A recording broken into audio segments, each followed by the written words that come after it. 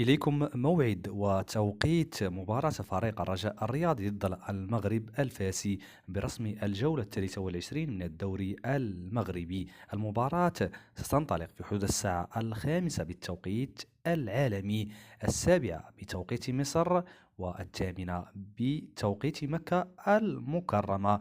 فريق الرجاء الرياضي يحتل المركز السابع ب 32 نقطة، بينما المغرب الفاسي يحتل المركز السادس ب 36 نقطة.